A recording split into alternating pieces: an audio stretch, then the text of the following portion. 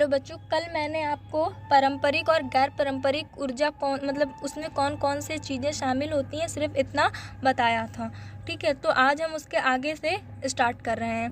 पारंपरिक ऊर्जा के स्रोत कोयला। ठीक है, कोयला भारत में कोयला बहुत है, ठीक है, बहुत अच्छी मात्रा में पाया जाने वाला जीवाश्म ईंधन है। ठीक है, कोयला हमारे भारत में अच्छी खासी मात्रा में पाया जाता है। ओके, यह देश की ऊर्जा आवश्यकताओं का महत्वपूर्ण भाग प्रदान करता है। ठीक है, कोयला पहले ट्रेनें वगैरह भी कोयले से ही चलती थी। खैर अब तो अभी भी ऐसी बहुत सी ट्रेनें जो कोयला वगैरह से चलती हैं, लेकिन ऐसा बहुत रेयर में अब हो गया है। ठीक है, भारत अपनी वाणिज्यिक ऊर्जा आवश्यकताओं की पूर्ति हेतु मुख्यतः कोयले पर निर्भर है। ठीक है, अभी भी भारत बहुत सी चीज़ों के लिए कोयला पर ही निर्भर है। ठीक है, जो धातु शोधन कोयला है, ठीक है, जो धातु शोधन कोयला होते हैं के प्रमुख संसाधन दामोदर घाटी, ठीक है, दामोदर घाटी, रानीगंज आदि जगह पर स्थित है। ठीक है, ये क्या है, आदि जगहों पर स्थित है जो महत्वपूर्ण कोयला क्षेत्र में। ठीक है, कुछ ऐसे इम्पॉर्टेंट जिन मुख्य उत्पादक क्षेत्र, ठीक है, तो उनमें से ये सारी चीज़ें आती हैं। ठीक है, जहाँ जहाँ पर अच्छी खासी मात्रा में मिलते हैं। गोदावरी महानदी, ठीक है, आप लोग भी जानते होंगे, इस नदी के बारे में सुना होगा। सोन व आदि घाटियों पर भी कोयले के जमाव पाए जाते हैं। ठीक है, जमाव मतलब जमा होना, ठीक है, जमाव पाए जाते हैं।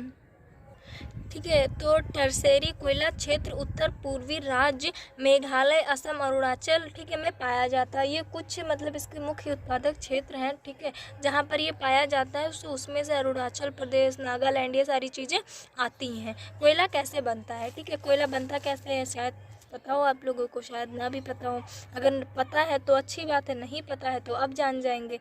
कोयले का निर्माण पादप पदार्थों के लाखों वर्षों तक सापिंडन से हुआ है। ठीक है, जो पादप होते हैं, पादप पदार्थ है हमारे, उनके लाखों वर्ष तक सापिंडन से हुआ है। इसलिए सापिंडन की मात्रा, गहराई और दबाव के समय के आधार पर कोयला अनेक रूपों में पाया जाता है। ठीक है, कोयला का एक रूप नहीं होता, कोयला कई प्रकार से पाया जाता है। जो कोयला है वो कई प्रकार के होते हैं। ठीक है, और ऐसा क्यों होता है ये भी जान लीजिए, क्योंकि इसमें जो सापिंडन की मात्रा होती है, ठीक है, मात्रा को लेकर, गहराई को लेकर, उसके दबने के समय के आधार पर, इन सारी चीज़ों को लेकर कोयला तरह तरह के होते हैं। ठीक है, सो एक निम्न कोटि का भूरे रंग का होता है। ठीक है, एक कोयला क्या होता है, निम्न कोटि का भूरे रंग का होता है। यह मुलायम होने के साथ अधिक नमी युक्त होता है। ठीक है, मुलायम मतलब सॉफ्ट। ठीक है, ये बहुत ज़्यादा सॉफ्ट होता है और नमी युक्त भी होता है। ठीक है, गहराई में दबे तथा अधिक तापमान से प्रभावित कोयले को बिलुमिनस कहा जाता है। अधिक गहराई मतलब ज़्यादा नीचे दबा होने के कारण, ठीक है, तापमान से प्रभावित जो होते हैं। ठीक है, अब देखते हैं सर्वोत्तम गुण वाला कठोर कोयला। ठीक है, सर्वोत्तम गुण वाले जो कठोर कोयला होता है उसे एथ्रोसाइट कहते हैं। ठीक है, अब देखते हैं पेट्रोलियम। भारत में कोयले के ठीक है, जो भारत है वो कोयले के पश्चात ऊर्जा का दूसरा मुख्य साधन पेट्रोल या खनिज तेल है। ठीक है, मैं एक बार फिर से रिपीट कर रही हूँ। भारत में कोयले के पश्चात, ठीक है, जो कोयला के पश्चात कोयले के बाद, ठीक है, पश्चात ठीक है, ऊर्जा का दूसरा मुख्य जो साधन है वो पेट्रोलियम या खनिज तेल है। खनिज तेल आप सब जानते होंगे। ठीक है, खनिज से जो तेल प्राप्त होते हैं उन्हें खनिज तेल कहते हैं। भारत में अधिकांश पेट्रोलियम की उपस्थिति टर्शियरी युग की शैल संरचनाओं से अपनितिया व भ्रंश ट्रैप में पाई जाती है। ठीक है, भारत में मुंबई, गुजरात और असम मुख्य पेट्रोलियम उत्पादक है। जो मुख्य उत्पादक क्षेत्र है पेट्रोलियम का वो मुंबई, गुजरात, असम, ये सारी चीज़ें, ये सारी जगह है। ठीक है, असम भारत का सबसे पुराना तेल उत्पादक राज्य। असम जो है वो भारत का बहुत पुराना उत्पादक, बहुत लंबे समय से असम से ही भारत तेल वगैरह आता है। ठीक है, तो ये बहुत पुराना उत्पादक राज्य है। ठीक है, प्राकृतिक गैस एक महत्वपूर्ण स्वच्छ ऊर्जा संसाधन है। ठीक है, जो प्राकृतिक गैस है वो एक महत्वपूर्ण, एक इम्पॉर्टेंट ऊर्जा संसाधन है। और क्या, स्वच्छ प्योर ऊर्जा संसाधन है जो पेट्रोलियम के साथ अथवा अलग भी पाई जाती है। ठीक है, ये क्या है, ये पेट्रोलियम के साथ, पेट्रोलियम से साथ भी हमें मिलती है। ठीक है, और अलग भी पाई जाती है, साथ भी मिल सकती है, अलग भी, दोनों तरह से हमें ये मिल सकती है। ठीक है, इसे ऊर्जा के एक साधन के रूप में तथा पेट्रो रसायन उद्योग के एक औद्योगिक कच्चे माल के रूप में प्रयोग किया जाता है। ठीक है, इसका प्रयोग दो तरह से किया जाता है, एक ऊर्जा के साधन के रूप में तथा पेट्रो रसायन उद्योग के एक औद्योगिक कच्चे माल के रूप में। ठीक है, कृष्णा गोदावरी, ठीक है, प्राकृतिक गैस के नए भंडार की खोज की गई है। ठीक है, इन सारी जगहों पर, इन सारी जो जगह हैं इन पर भंडार की क्या की गई है, खोज की गई है। कौन से भंडार की भाई, प्राकृतिक गैस के भंडार की खोज की गई है। ठीक है, ऊर्जा व उद्योग प्राकृतिक गैस के मुख्य उपयोक्ता हैं। ठीक है, अब देखते हैं, गाड़ियों में तरल ईंधन का सापिंडित प्राकृतिक गैस से प्रतिस्थापन देश में लोकप्रिय हो रहा है। ठीक है, वैद्युत बिजली मुख्य रूप से दो तरह से उत्पन्न होती है। बिजली जो उत्पन्न, ठीक है, बिजली का निर्माण दो तरह से।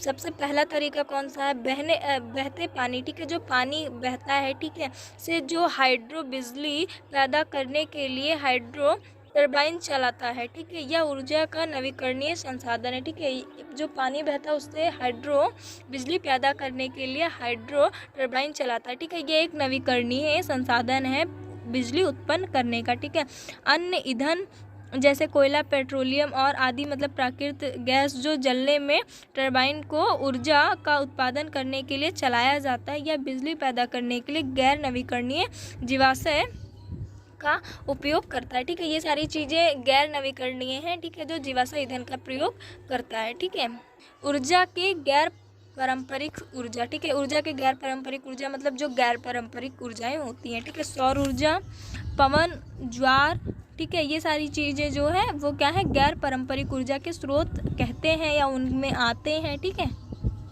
परमाणु अथवा आणविक ऊर्जा, ठीक है, परमाणु अथवा आणविक ऊर्जा अणुओं की संरचना को बदलने से प्राप्त की जाती है। ठीक है, ये कैसे प्राप्त की जाती है, ये अणु जो हमारे अणु हैं उनकी संरचना मतलब उनकी जो आकृति हो, ठीक है, संरचना को बदलने से प्राप्त होती है। ठीक है, प्राप्त होती है मतलब हमें मिलती हैं बदलने से। जब ऐसे परिवर्तन किया जाता है, जब ऐसा परिवर्तन मतलब चेंज किया जाता है तो ऊष्मा के रूप में काफ़ी ऊर्जा विमुक्त होती है। ठीक है, तो ऊष्मा के रूप में ऊष्मा बनकर ऊर्जा जो होती है वो विमुक्त होती है। ठीक है, और इसका प्रयोग वैद्युत ऊर्जा उत्पन्न करने में किया जाता है। इसका यूज़ कहाँ किया जाता है, इतनी मेहनत हम किस लिए करते हैं। ठीक है, तो इतनी मेहनत हम वैद्युत ऊर्जा उत्पन्न करने के लिए करते हैं। ठीक है, इसका यूज़ भी वहीं किया जाता है। यूरेनियम और थोरियम जो झारखंड और राजस्थान की अरावली पर्वत श्रृंखलाओं में पाए जाते हैं। ये कहाँ पाए जाते हैं, राजस्थान के अरावली पर्वतीय श्रृंखलाओं में पाए जाते हैं।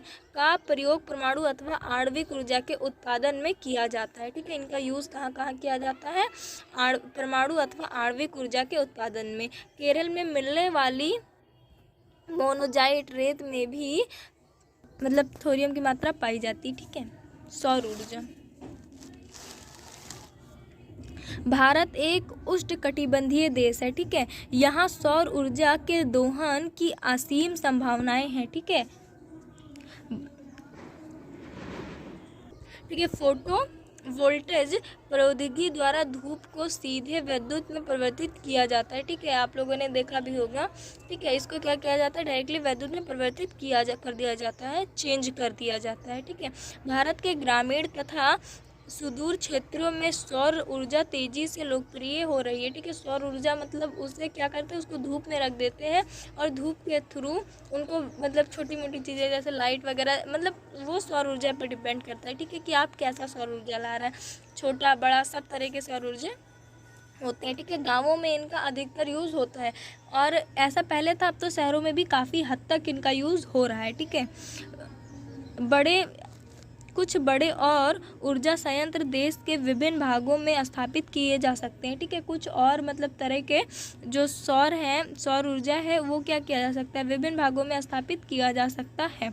ठीक है, ऐसी अपेक्षा है कि सौर ऊर्जा के प्रयोग से ग्रामीण घरों में यूज से ग्रामीण घरों में, गांव के क्षेत्रों में या फिर घरों में, ठीक है, उपलों तथा लकड़ी पर निर्भरता को न्यूनतम किया जा सकेगा। ठीक है, लकड़ी वगैरह का यूज़ गाँवों वगैरह में होता है। ठीक है, तो उनका यूज़ न्यूनतम मतलब एकदम बहुत कम कर दिया जाएगा। ठीक है, नहीं कम तो मध्य में तो कर ही दिया जाएगा। फलस्वरूप यह पर्यावरण संरक्षण में योगदान देना और कृषि में भी खाद की उपलब्धता पूर्ति होगी। ठीक है, पर्यावरण मतलब पेड़ पौधों को काट कर ही तो लकड़ी का यूज़ किया जाता है, ठीक है। तो इससे पर्यावरण की संरक्षण भी मतलब योगदान होगा, ठीक है। हमारे पेड़ पौधे भी बचेंगे, ठीक है। जब गांव में लकड़ियों की ज़रूरत नहीं होगी तो कोई फालतू में क्यों उन्हें काटेगा, ठीक है।